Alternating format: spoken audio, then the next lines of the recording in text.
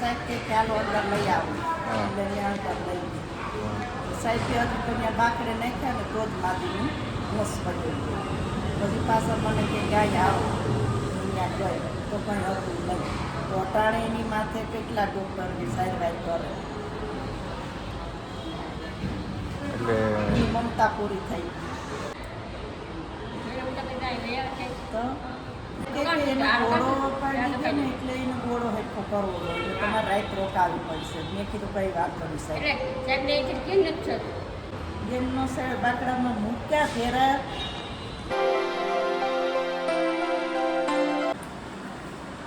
તો મિત્રો રામ રામ. હમણાં ઘણા દિવસથી આ બ્લોગ નથી આવ્યો. દાદીમાં છે ને એ અમારા ફેમિલીમાંથી વયા ગયા.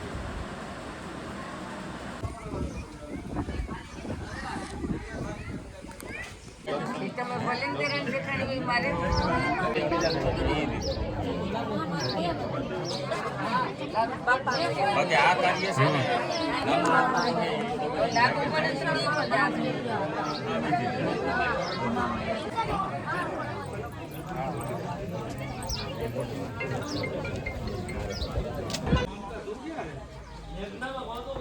સાથે આજે એ દિવંગત લાખોમાને નમન,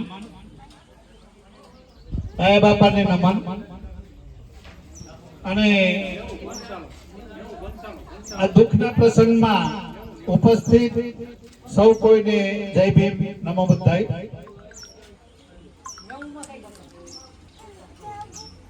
આપણે દીપ પ્રાકટ્યથી આ કાર્યક્રમની શરૂઆત કરીશું.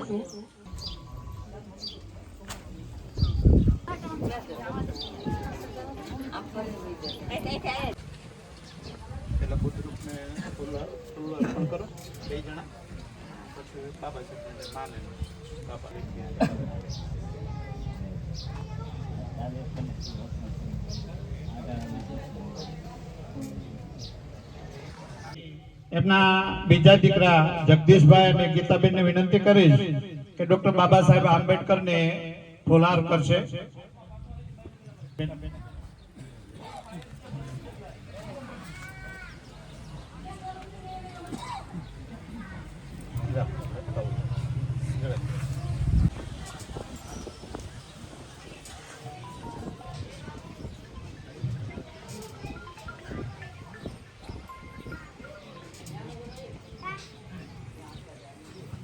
બાકી ફૂલ પણ કરજો.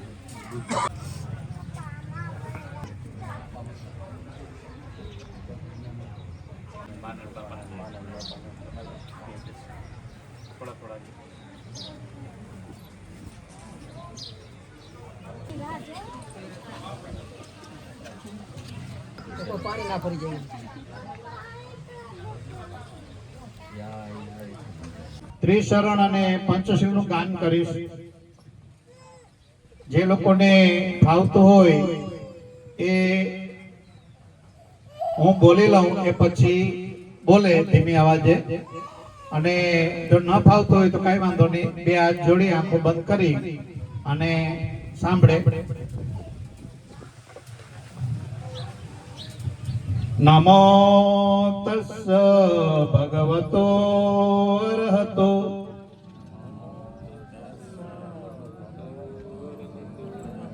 સમ્મા સંબુદ્ધસ્સ સમ્મા સંબુદ્ધસ્સ નમો તસ્સ ભગવતો અરહતો સાધુ સાધુ. વિધિ કરતા એ નીચે બેસી અને પંચશીલ અને ત્રિશરણનું ગાન કરવું જોઈએ.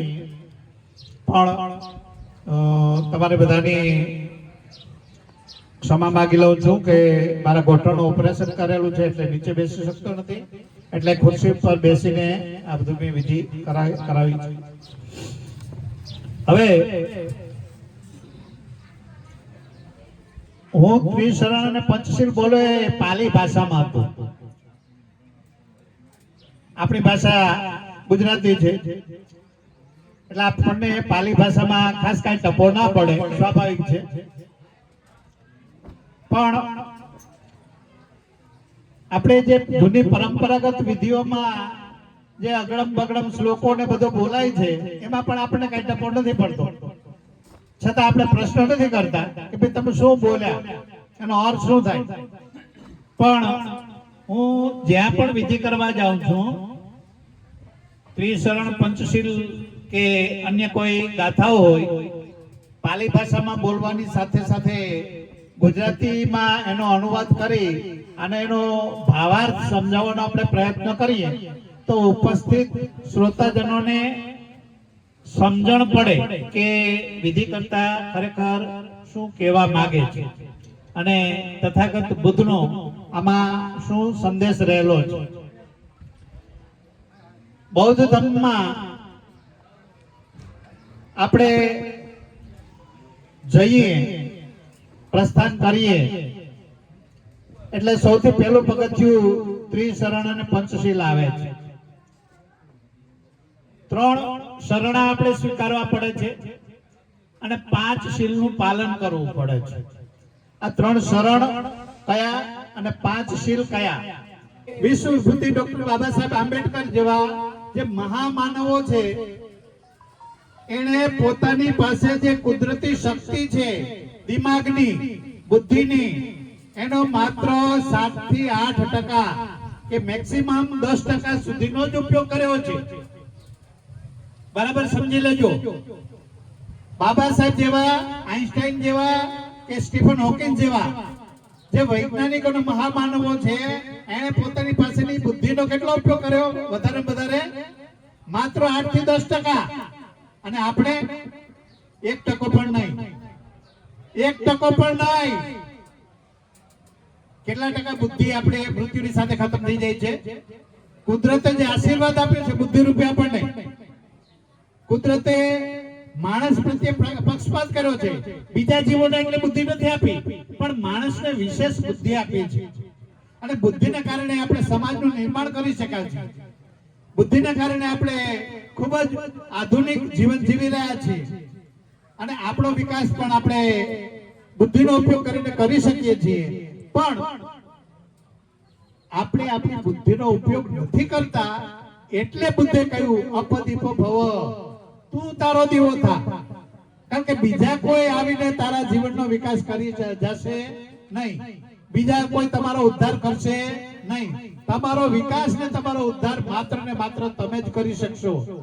જો હું મારું ભલું ન ઈચ્છું તો કોઈ દુનિયાનો કોઈ માણસ મારું ભલું કરી શકે નહીં. આ દીવા જેવું સત્ય છે ને. એટલે મારે મારું ભલું કરવું હોય તો મારે શું કરવું પડે?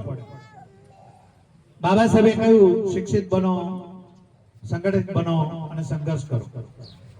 શિક્ષણ પહેલી શરત રાખી બાબા સાહેબે. બુદ્ધે પણ એ જ વાત કરી. સંગઠિત બનો. સંગઠન વગર લોકતાંત્રિક વ્યવસ્થામાં કોઈ ભાવ પૂછતું નથી. બુદ્ધે પણ મહાન સંગઠન બનાવેલું અને સંગઠનના માધ્યમથી આખા વિશ્વમાં પોતાનો ધર્મનો પ્રચાર પ્રસાર કરેલો. અને સંઘર્ષ કરો. સંઘર્ષ એટલે કે લાકડી તલવાર લઈને જવાનું નથી. શેના માટે સંઘર્ષ? કુદરતી રીતે જે આપણને હક અધિકારો મળેલા છે.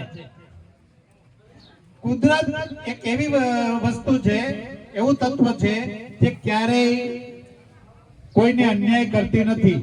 જેમ દરેકને બુદ્ધિ સંખ્યા આપી છે, એમ એને હક અધિકારો પણ સરખા જ આપ્યા છે.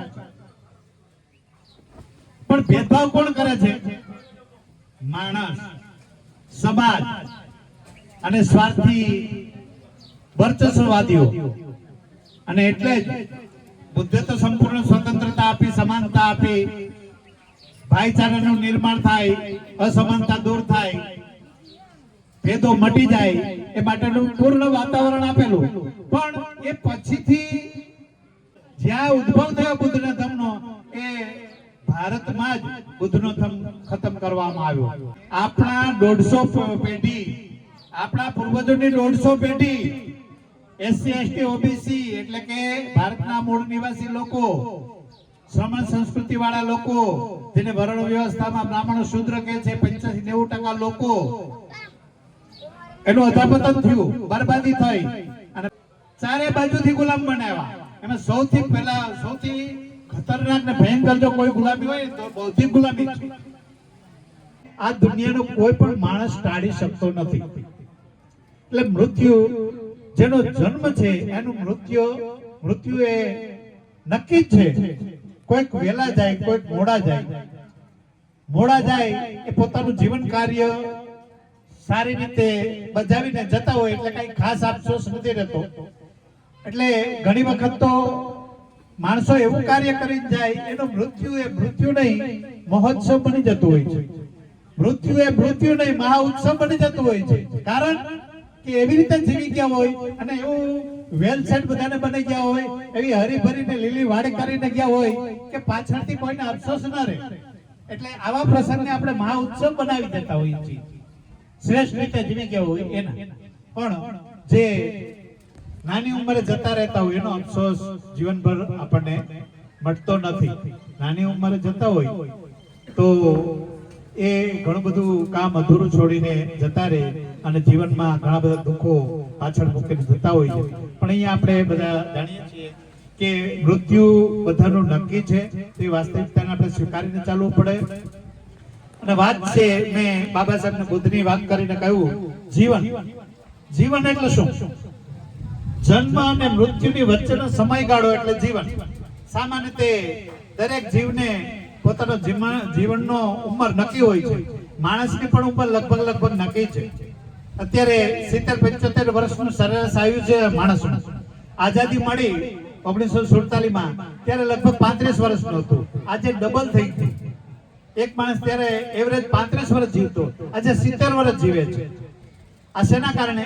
તબીબી વિજ્ઞાન આગળ વધ્યું, મેડિકલ જગતમાં ઘણા બધા સુધારાઓ થયા, શોધો થઈ, ટેકનિક વધી, ટેકનોલોજી આવી, દવાઓ બધું આવ્યું, દવાખાનાઓ આવ્યા, સારવારો વધી, એને કારણે માણસની ઉંમર વધી.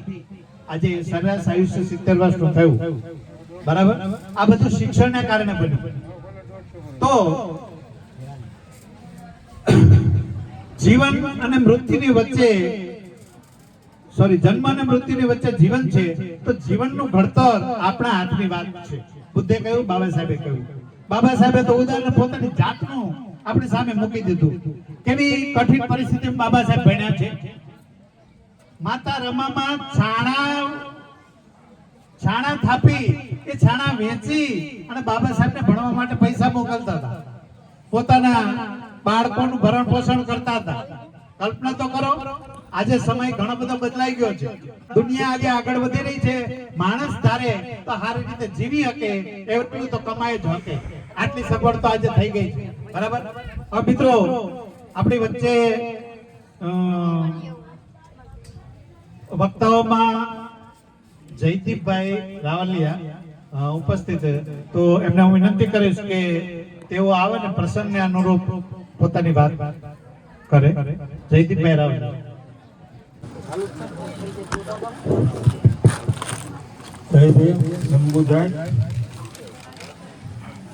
સૌથી પહેલા આપણા દિવંગત લાખોમાં અને ડાયા બાપાને વિનમ્ર શ્રદ્ધાંજલિ.